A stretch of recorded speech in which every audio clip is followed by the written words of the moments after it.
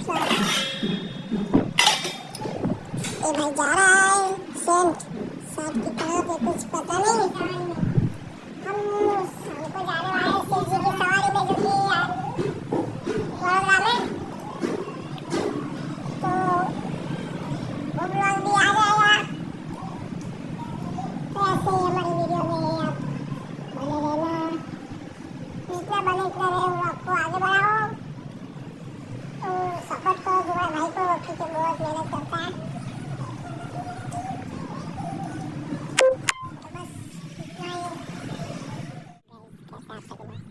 क्या आप सब लोग अच्छे होंगे।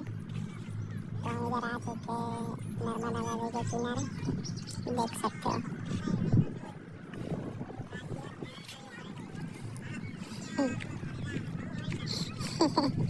ये पिट्टू बात चोरी करता हुआ दिख रहा है हमें।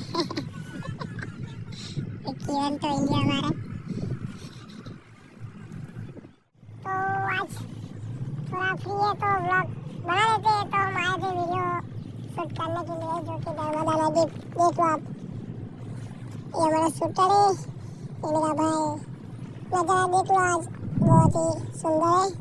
तो ऐसे ही डेली वीडियो आता रहेगा था, तो वीडियो को क्लिप मत करना, पूरा वीडियो देखना। तब तक लिए बाय बाय, दूसरा व्लॉग आ जाएगा।